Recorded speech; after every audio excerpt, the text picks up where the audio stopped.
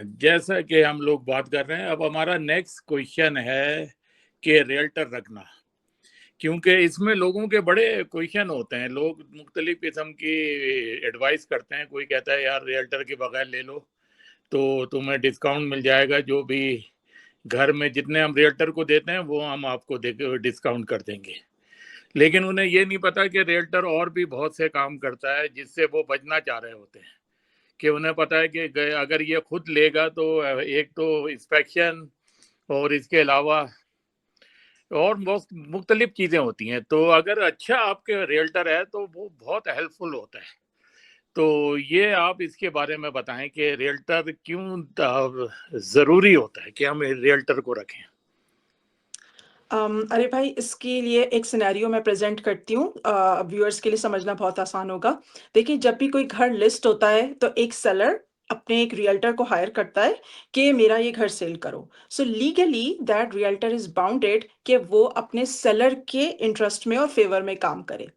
अब सामने से जब एक बायर आता है तो बायर को की हेल्प करना, देखिए वर्ड हेल्प जो है ना वो लीगली इसके मतलब कनाडा में बहुत डिफरेंट है, अल्बर्टा में हेल्प का मतलब ये कि working in the favour of the buyer और working to help the transition proceed, those are two different words. तो जब कोई बायर सामने से आता है और उसका अपना कोई रियल्टर नहीं होता, so technically, I wouldn't say technically, legally seller के रियल्टर की रिक्वायरमेंट है कि वो हर वो काम करे जो विदाउट फ्रॉड और मिसलीडिंग के सामने अपने सेलर को फायदा पहुंचाए। तो मे बी पॉसिबल हो सकता है कि अगर एक बायर है वो बगैर रियल्टर, अपने रियल्टर के like without buyers realtor proceed करता है या उनसे कांटेक्ट करता है, तो लीगली उसने सिर्फ वो इन्फॉर्मेशन प्रोवाइड करनी है। अब क्या वो बायर के फेवर में वर्क करेगी advice? No, like they will be honest about the things, but they cannot legally help the buyer, वो फेवर कर ही नहीं सकते। सही। अब होता ये कि समटाइम्स इट इज पॉसिबल कि जो सेलर का रियल्टर होता है वो कहता है कि अच्छा, I can be the transaction facilitator, मैं तुम दोनों के लिए ट्रांजैक्शंस को ईज कर देता हूँ। But technically what's happening is now in this situation वो किसी को भी फेवर नहीं दे सकते। अब इस सिचुएशन में it's a clear conflict of interest, right. अब एक इंसान जो हायर्ड हुआ था कि मैं आपका ये घर बेस्ट प्राइस पे सेल करवाऊंगा, सेलर का इंटरेस्ट है best price, like highest price, sorry seller का, और बायर का इंटरेस्ट है लोएस्ट प्राइस। तो एक्चुअली विन विन सिचुएशन हो नहीं सकती अगर आप समझें तो, किसी एक का विन किसी दूसरे की लॉस हो गया फॉर श्योर। तो इसलिए बहुत नेसेसरी और आइडियल होगा कि हर बायर अपना रियल्टर खुद करे, ताकि वो दोनों आपस में निगोशिएट करें और हर एक अपने क्लाइंट के लिए best deal. And it's not just the price, it's terms and conditions as well. So some terms and conditions ऐसे कि अच्छा सही, हम प्राइस पे तो निगोशिएट कर जाते हैं, बट ये तुम रिपेयर्स फिर करवा के दो, या इस तरह से हमें फिगर आउट करो। मतलब there are lots of terms and conditions, या अच्छा सही है प्राइस ये है तो फिर हम ये कंडीशन भी चाहते हैं अपनी। There are so many things. तो अब अगर एक इंसान, देखिए एक रियल्टर जो काम कर रहा है, बायर्स को रिप्रेजेंट कर रहा है, ये उसका पहला घर नहीं है ना पहली ट्रांजैक्शन है, वो कई ट्रांजैक्शंस पीछे से कर चुके हैं। दे अंडरस्टैंड कि एक डील को कैसे स्ट्रक्चर करना है और अपने बायर के फेवर में काम करना है। वेयर एज अगर आप कहते हैं कि नहीं, मैं उनको हटाऊंगा और मैं खुद से निगोशिएट करूंगा, well legally, or like there's no legal requirement to go with your own realtor, but yes, आप बहुत अपना आपको रिस्क में डाल रहे हैं। अच्छा, एक नहीं, कई फर्स्ट टाइम होम बायर्स ने मुझे ये भी बताया कि हम अपना रियल्टर इसने नहीं ले जाना चाहते कि अगर हम अब रियल्टर को ले जाएंगे तो हमें उसको पैसे देने पड़ जाएंगे। तो आई थिंक ये जो हमारा नेक्स्ट क्वेश्चन आ रहा है वो कंप्लीटली इसको आंसर करता है। But just to short answer for your question, कि इट्स हाईली रिकमेंडेड अपने आप को रिस्क में मत डालें और गो विद बायर्स रियल्टर। अच्छा, रियल्टर भी मुख्तलिफ किस्म के होते हैं। लोगों का मैंने जनरल देखा है, उनके एक्सपीरियंस अच्छा नहीं रहा इससे पहले जो रियल्टर के साथ है। तो सबसे पहले तो लोगों को, जो भी बायर न्यू होम बायर है, उसको ये देखना चाहिए कोई अच्छा रियल्टर ढूंढे जो कि उसके लिए काम कर सके। ये ना हो एक सिर्फ कमीशन के लिए काम कर रहा है और उसको कोई इंटरेस्ट नहीं है। उसे ये है कि जल्द से जल्द डील हो और उसे उसका कमीशन मिल जाए। अब अगर हम नया, आप अगर न्यू होम बुक कराने बिल्डर के पास जाते हैं, जैसे कम्युनिटी एस्कर पार्क बन रहा है और दूसरा बन रहा है, तो वो लोग कहते हैं कि जी आप अपना रियल्टर मत करें, तो हम आपको डिस्काउंट दे देंगे। या ये कि एक बात बिल्डर हैं, वो कहते हैं जी हमारा वो ले लें आप रियल्टर, तो आप जो घर सेल करेंगे उसमें हम आपको हाफ कर देंगे, डिस्काउंट दे देंगे। तो इस तरह से किसी तरह से उनकी कोशिश होती है कि आप रियल्टर ना लें, लेकिन जी, रियल्टर दिस इज़ पॉसिबल। आपके लिए काम करेगा वो कोई और रियल्टर नहीं कर सकता। अब ये जो बिल्डर का रियल्टर है, जब इसे पता है कि आपसे कोई कमीशन नहीं मिल रहा, पौने पौने इसने आपके घर को बिकवा देना है कि बस ये निकल जाए जल्द से जल्द और मैं किसी और काम में आ जाऊं। अच्छा, एक लोगों में गलत फैला देते हैं कि बायर का रियल्टर भी पैसे लेता है, तो क्या उसे पैसे देने होते हैं? जो सेल कर रहा होता है उसे तो अब दो रियल्टर को देना होता है, एक तो जो घर को बेच रहा है और एक जो बाय कर रहा है, उन दोनों का कमीशन सेल करने वालों को देना होता है। लेकिन जो घर को बाय कर रहा है उसके लिए क्या होता है, वो आप जरा एक्सप्लेन कर दें। एग्ज़ैक्टली, और यही हमारा क्वेश्चन है कि बायर को कुछ भी नहीं पे करना होता। जैसे कि आपके क्वेश्चन में ही आंसर इसका है कि जो सेलर का रियल्टर होता है, वही एक फ्लैट रेट या परसेंटेज अपने सेलर के एजेंट को ऑफ़र करता है, और वो सेलर का एजेंट ही डिसाइड करता है कि मैं सामने आने वाले बायर के एजेंट को कितने पैसे देने वाला हूँ। तो वो प्री डिसाइडेड होता है सेलर और सेलर के रियल्टर के दरमियान। और जब हम बायर्स के रियल्टर जाते हैं, तो हमारे बायर्स को लाइक समझिए वो कंप्लीटली सर्विस फ्री होती है कि we are getting paid from the sellers. तो you are not paying anything from your pocket. और इस तरह से अगर आप अवेल कर लेते हैं अपने बायर रियल्टर की सर्विसेज को, तो वो एक आपको एक नॉलेजेबल प्रोफेशनल पूरे प्रोसेस में through out the process smoothly ना सिर्फ वो ट्रांजैक्शन ले जा रहा होता है, एंड रिमेंबर लीगली अब उसकी जिसको आपने बायर रियल्टर को हायर किया है, उसकी पूरी लॉयल्टी आपके साथ है। तो वहाँ से अगर कोई रेड फ्लैग नज़र आता है या कोई ऐसी चीज़ आती है, जैसे फॉर एग्ज़ाम्पल मैं आपको एक बताऊँ, एक बड़ा कॉमन है, आप किसी घर को देखने जाएँ and you are thinking okay fine, मैं ऑफ़र डालूँ, नहीं डालूँ, सोच रहे होते हैं। सेलर के रियल्टर का अचानक से एक मैसेज आने लगता है, oh you are putting the offer or not, just so you know we have few offers. All of a sudden एक घर 30, 35, 40 दिन से मार्केट पे पड़ा हुआ था। आज मैंने देखा, अभी मैं सोच रही हूँ, मैंने उसको कहा है just so you know we might be putting an offer. आपका अचानक से मैसेजेस आने लग जाते हैं just to create an urgency. और वो यहाँ तक भी 1-2 हुए हैं केसेस कि वो कहते हैं अच्छा मैं आपको उस रियल्टर का नंबर दे देता हूँ ताकि आप बात करके कंफर्म कर लें। लाइक क्या गारंटी है कि आप जिसका नंबर मुझे दे रहे हैं वो आपका दोस्त भाई बंदा नहीं है? क्योंकि मैं उसको कॉल करके अगर पूछ भी लूँ, तो वो कहेगा हाँ, हाँ, बिल्कुल मैं तो ऑफर डालने वाला हूँ। और आपको मैं बताऊँ कि मुझे फर्स्ट हैंड जब मैं इस मतलब प्रोफ़ेशन में नहीं थी, तो उन्होंने मतलब आई एम सॉरी प्रोफ़ेशन में नहीं थी, तो मैंने कहीं ओंटारियो के ग्रुप्स में पढ़ा है और ये अल्बर्टा के भी कुछ ऐसे ग्रुप्स थे। वो कहते हैं कि कभी-कभार सेलर के अपने रियल्टर्स भी जो होते हैं या किसी के भी कोई रियल्टर्स, वो उनके 4 दोस्त होंगे रैंडम, और वो कहते हैं कि तुम जो है ना बस एक ऑफ़र भेज दो। बस किसी से भी एक ऑफ़र भिजवा दो। तो क्यों ऑफ़र भिजवा दो? कुछ लोगों ने इस पे रेज़िस्ट किया कि नहीं हम नहीं भिजवाना चाहते, हमारा अपना लाइसेंस खराब होगा। Just to create an urgency, या वी कैन शो यू कि हमारे पास तो बड़ी ऑफ़र्स आई हैं। तो there are so many things, like somebody is in the profession for such a long time, उसने कितनी ट्रांज़ैक्शंस कर ली हैं एंड एक न्यूबी एंटर हो रहा है। डू यू थिंक आप उनके टैक्टिक्स को समझ भी पाएँगे क्विकली? सो सही। It's better to have some representation. Again buyers को कुछ पैसे नहीं देने हैं, बल्कि उल्टा बायर्स के जो रियल्टर्स होते हैं वो क्लोजिंग पे गिफ्ट्स दे रहे होते हैं, and again they are like closing gift. और फिर एक लाइफ टाइम रिलेशनशिप है, आपकी होम एनिवर्सरी आ रही है and then so good relationship, तो आपकी पॉकेट से कुछ नहीं जा रहा होता उल्टा आपको गिफ्ट्स ही मिल रहे होते हैं एट द एंड। अच्छा, रियल्टर का कितने अरसे का कितने मंथ का कॉन्ट्रैक्ट होता है? जैसे मैंने किसी रियल्टर से बात की, मुझे घर बाय करना है, अब वो यूजुअली जो कॉन्ट्रैक्ट हम करते हैं रियल्टर के साथ, वो कितने महीने का होता है?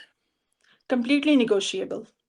अब यूजुअली जब बात करते हैं और बैठते हैं, तो हम सबसे पहले पूछते हैं आपकी टाइमलाइन कितनी लंबी है रियलिस्टिकली।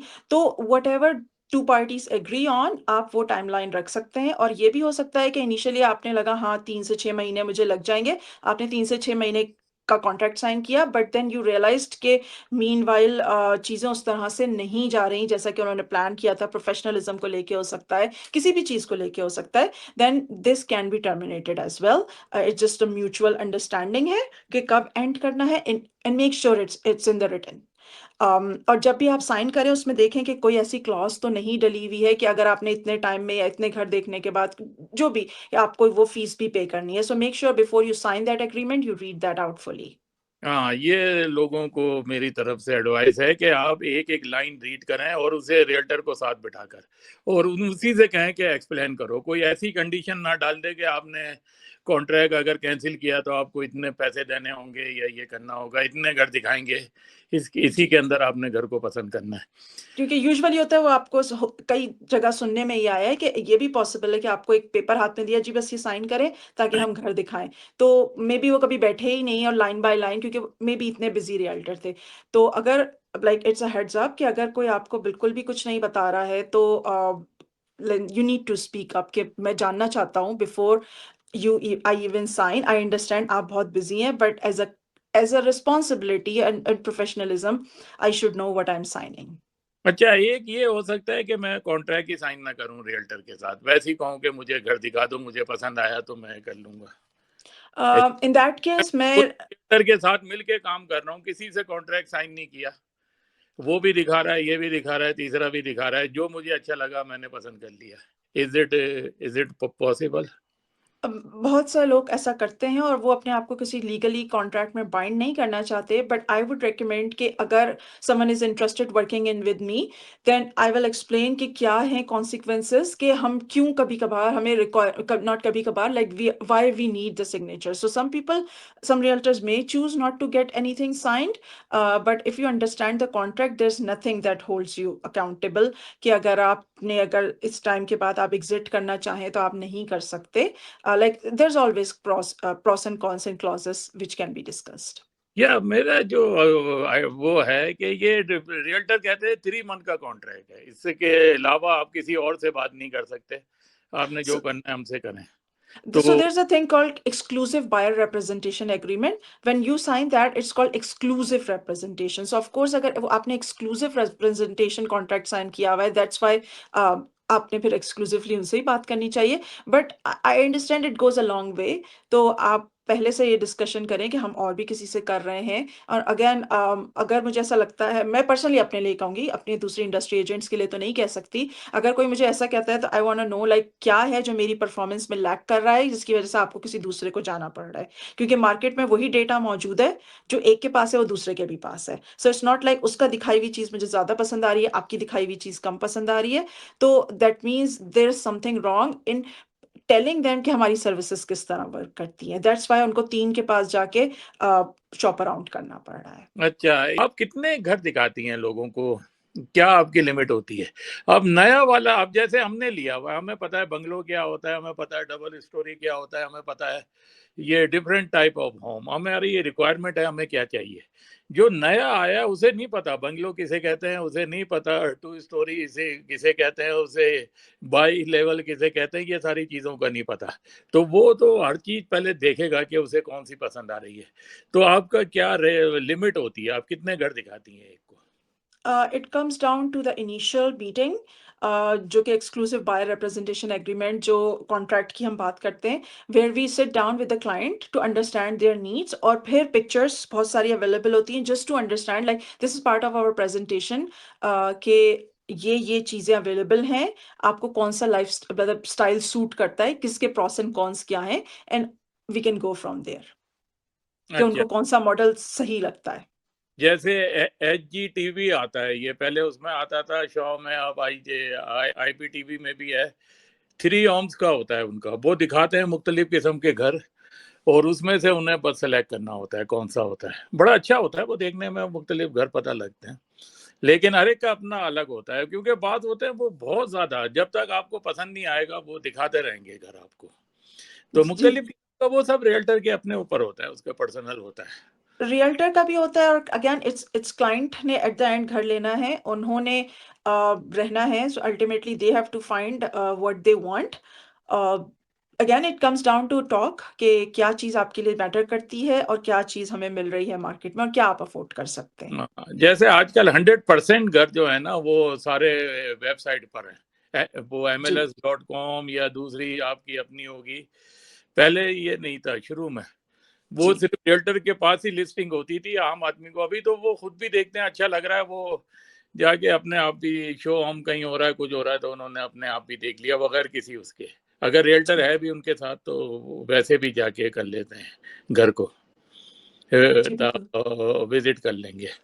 जी, तो और इसमें एक चीज़ मैं अच्छे से गाइड करना चाहूँगी कि जब भी कभी कोई घर आपको सेल पे नज़र आए और बाहर फॉर सेल का साइन लगा हो, जिस जस्ट आप कॉल उसको करने की बजाय मेक श्योर आप अपने रियल्टर को करें और बताएँ कि यहाँ पे एक घर सेल पे आया हुआ है, ऑल दैट स्टफ। अगेन पहला क्वेश्चन जो हमने स्टार्ट किया था कि रिप्रेज़ेंट वो सेलर को कर रहा है, तो उसकी पूरी कोशिश ये होगी और पूरी कोशिश होगी नहीं, लीगली उसकी पूरी यही कोशिश होनी है कि वो अपने सेलर को फ़ायदा दे। सो आपके लिए वो सिर्फ़ एक ट्रांज़ैक्शन फैसिलिटेट कर रहा है and home buying is not like renting, जहाँ आपने जिसने लिस्ट किया हुआ है, लेट्स से कोई भी प्रॉपर्टी मैनेजमेंट कंपनी या कोई, आपने उनको कॉल किया, उन्होंने आपको घर दिखाया and you get it done. So basic information जो वो आपको बता रहे हैं, उस पे नहीं रिलाई करना है, क्योंकि इट कुड बी कि बहुत सी चीज़ें सिर्फ़ अपने सेलर को फ़ायदा पहुँचाने के लिए बताई जा रही हैं। मेबी मिसरिप्रेज़ेंटेशन ना हो, लेकिन हो सकता है बहुत बढ़ा-चढ़ा के भी बताई जाए चीज़ें। सो मेक श्योर कि आप अपना रियल्टर रखें जो वो आपको थिंग्स क्लीन एंड क्लियर बताए। हाँ, नहीं वो इसलिए नहीं करते, उससे डील नहीं करते, वो सिर्फ घर को देख कर आ जाते हैं, उन्हें पसंद आ रहा है या नहीं आ रहा।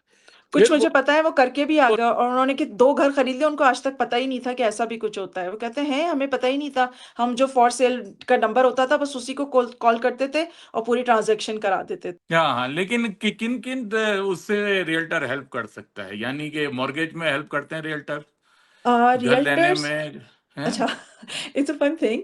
लॉ ये कहता है कि आप जिस चीज़ में लाइसेंस्ड हों तो बेहतर है कि आप बस वही काम करें, जिस क्योंकि आप लेकिन दूसरे काम। वो कर सकता है गाइड के कहाँ से मॉर्गेज यस, लें, यानी खुद या ना अप्रूव कराए, लेकिन कहीं वो अप्रूव करवा करवा भी नहीं दे सकता। जाए। इट्स एन इल्लीगल थिंग कि रियल्टर क्या? को ये काम नहीं है। रियल्टर का ये काम नहीं है कि वो करे। Realtor are only licence. अच्छा, उसमें भी 4 तरह के लाइसेंस होते हैं रियल्टर के। एक रेज़िडेंशियल, कमर्शियल, प्रॉपर्टी मैनेजमेंट और रूरल।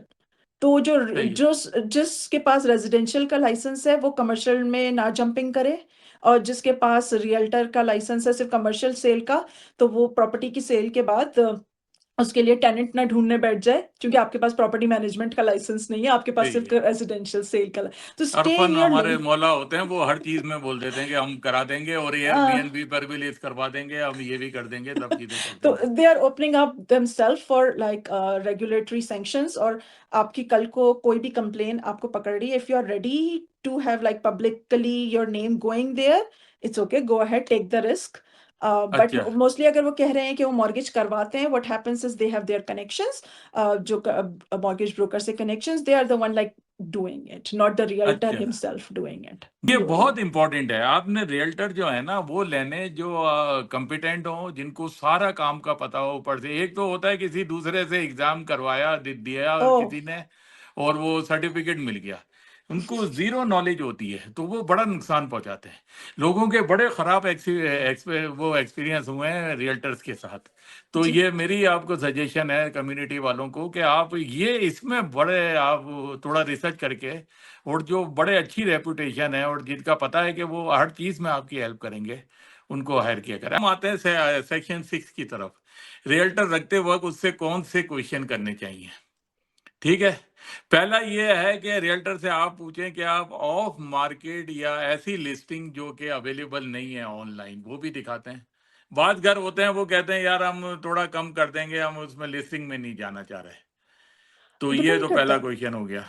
जी, डिपेंड करता है। ऑफ मार्केट लिस्टिंग जो कि मतलब पिछले कभी सेल पे थी, लेकिन वो नहीं लिस्ट हो सकी, सेल हो सकी, वो भी ऑफ मार्केट पे आती हैं। या ये कि कोई अपनी पर्सनली अभी लिस्ट नहीं करा है उसने, और अगर उसने चंद लोगों को बता दिया है कि यस आई एम इंटरेस्टेड, तो अगर ऐसी नॉलेज में होते हैं तो हमें दिखाने में कोई मसला नहीं है। और कुछ ऐसी जो एक्सपायर हो गई, but I can see the data कि भई एक घर आया था, नहीं सेल हो पाया, तो उसके रियल्टर को कॉल करके पूछना है if the seller is still interested. I know market पे लिस्टेड नहीं है, बट अगर अभी वो सेल नहीं हुआ है तो will your sellers be interested? So yeah it's completely possible.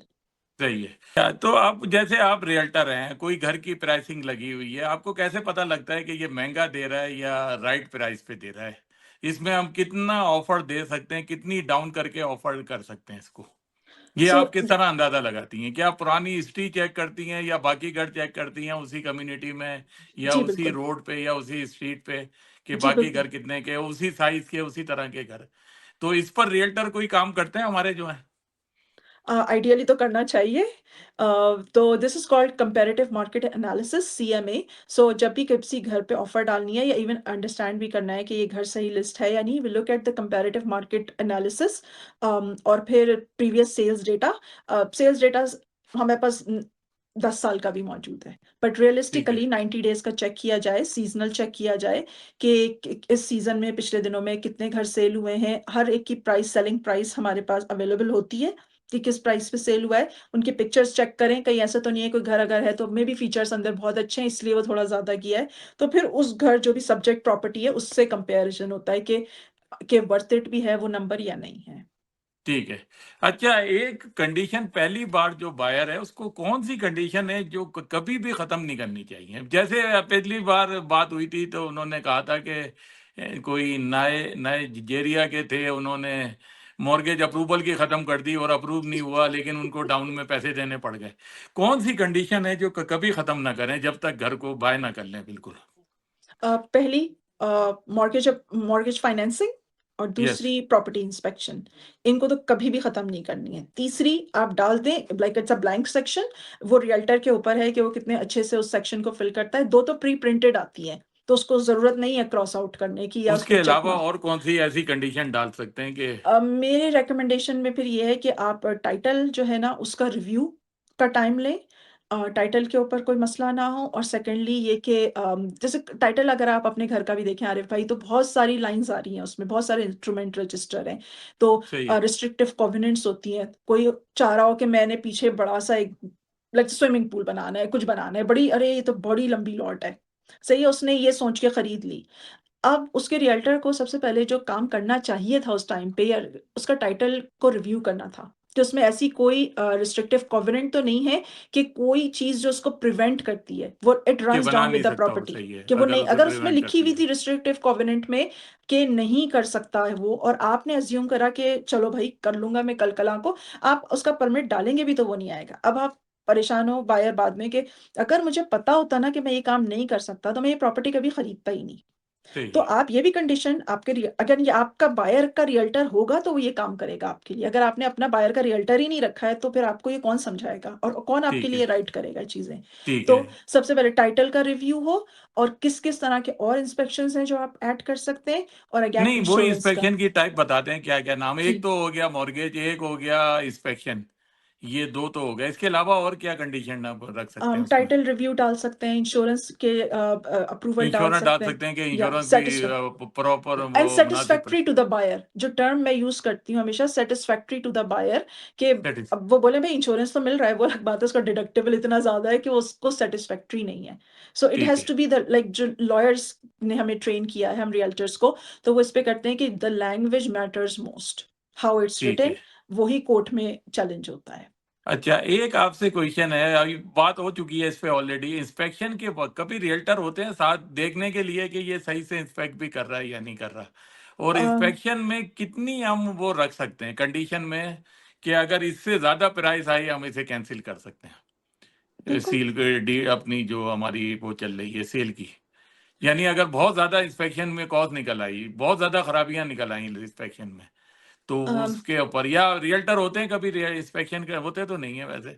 तो मेरे ख्याल ऐसे में तो उनको रियल्टर हैं होना जो चाहिए। इंस्पेक्शन में भी साथ हों कभी? मैं अपने हर इंस्पेक्शन पे मौजूद रही हूँ, 3-3 घंटे लगते हैं, ज़मीनों पे बैठी हूँ मैं, और सही मैंने है। हर इंस्पेक्शन में मैं अपने क्लाइंट के साथ मौजूद होती हूँ। चलें, ये द रीज़न इसी ये तरह होना चाहिए क्योंकि हमें पता नहीं है वो क्या इंस्पेक्ट करके बात होते हैं, जाली सर्टिफिकेट हैं, सब चीज़ें हैं, वो सारा ओके करके निकल गया। वो पीछे से पता नहीं क्या-क्या खराबियाँ निकल रही हैं, नहीं, मोल्ड आ रहा है, कभी कुछ निकल रहा है, कभी वो रूफ में इश्यू निकल आते हैं। वाटर लीकेज हुई है, उसने ऊपर से व्हाइट पेंट कर के छुपा दिया उसे। अब जी। ऊपर कहीं टॉयलेट लीक हो रहा है, कमोड लीक हो रहा है, कहीं से कुछ हो रहा है चक्कर, ठीक है? नहीं, अच्छा, इसमें एक और बात समझनी है कि आपके प्रॉपर्टी इंस्पेक्शन है, वो क्लाइंट को करवाना है, वो रियल्टर को नहीं करवाना है।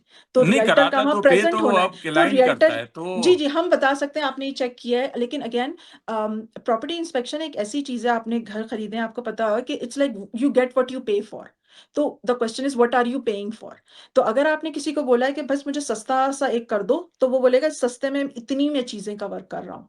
अब ये वाला पैकेज 2 है, पैकेज 3 है, तो हम ये समझा सकते हैं कि क्लाइंट को कि आप ना ये ज़रूर करवाएँ।